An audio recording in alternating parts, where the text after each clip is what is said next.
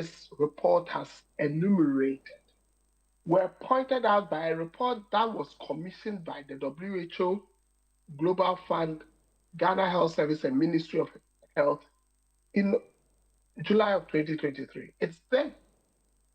I've shared the summaries on my Facebook page for close to 2 years. And that is why when I read the report, I said it makes somber reading. Because you know one thing about research, and as a researcher, I always tell people this. I say the best litmus of your research is if it's reproducible. But you never want your research to be reproducible in a bad way. But the truth of the matter is, if the outcomes of your research are based on sound methodology, if anyone went out with a different methodology or the same methodology based on the same parameters, the outcomes should be the same. So I read a report and it says the what you call facility had all its equipment virtually broken down. And they had to be doing tests out there. And I go back and read the health harmonization report, and it says only 5% of our facilities, as at 2023, had the full amperometric equipment to do an accurate diagnosis. And I'm like, well, different methodologies, same outcome. I look at it and it's telling me after all the so-called recruitment in a health system, that ER or ED or emergency department, whichever language you want to use, had a deficit of 40% of staff and had one doctor running it on each shift. Go back to the report and you see that the same thing produced. The statistics virtually the same. So I read the report and I'm like, as a country, we haven't learned. And you read the health harmonization assessment, and we never retooled since 2014. We haven't retooled our health system for 11 years. And we expect health professionals to work in that system and deliver. So, yes, you can concentrate on whether the lady nurse lied, whether there was an assault, and I'll go to that. As far as I practice in the UK, as all of you know, and I practice in Ghana, there are three paradigms of assault. There's physical assault, there's emotional assault, and thirdly, there's psychological assault. You read a report and clearly I can see that if there was that violent altercation, and I've watched some of the CCTV footage because it's put there, I can say there was verbal assault. And I can say that even without a committee confirming that to me, because I've seen it. And the committee in the verbiage in their report have concluded that there was that level of verbal aggression. So I can conclude there was verbal assault. As I speak to you now, I cannot see any physical assault. But you see, there's one thing, I'm a health professional, and I always say something about professionalism.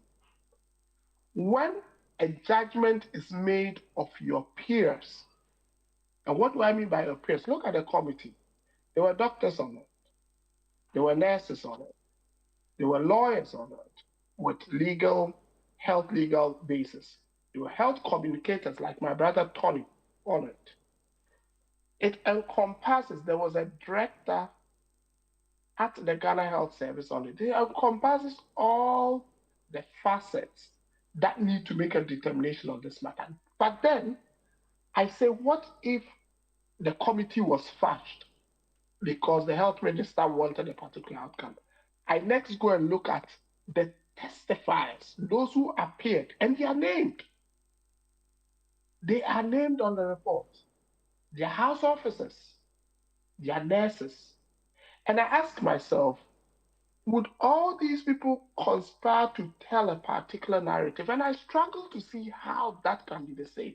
That the health ministry can fudge the committee and fudge the testimony of the people who appeared. And that's one thing I'm glad about, is that in this particular report, nothing is redacted.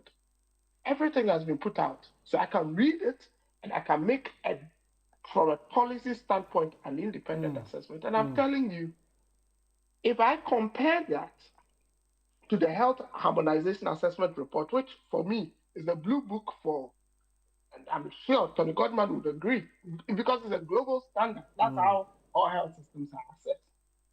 And I look at the general outcomes for Ghana and I compare it with this report, and I see that virtually it's been recopied.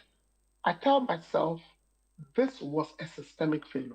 You can say that Ralph was aggressive. You can say whatever language you want to use, that the nurse lied. You can say that equipment failed. But as a country, we failed. And I'll end it this way.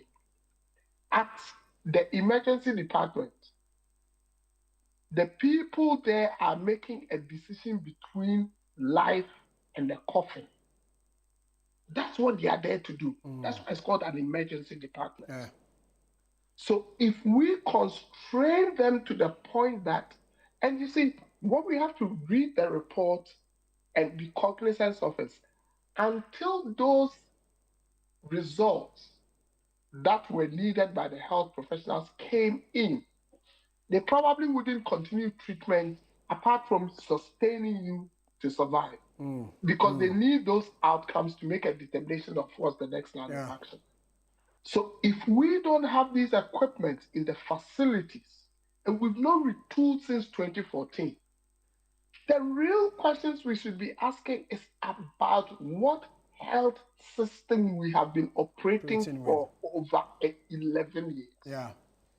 And I don't hear in this conversation anyone asking those questions. It's about, I heard my colleague who is a practitioner, and I respect him, trying to make a definition about what sort of swelling went on. And that is, we can do the nitty gritty. And I'm happy that is done because the nurse are sued. Sure. But when we look at it, and that is how I concluded my Facebook post by saying, if the ministry doesn't take lessons from this report, it's going to happen again, and it's even going to be more serious. No, I don't want again and again. And again. And it's going to be more serious. Okay. And that's how I end it for now. Okay, Doc, thank you. Thank you very much. But I'm not done with you, so you can still be on the line. Tony, let me come to you.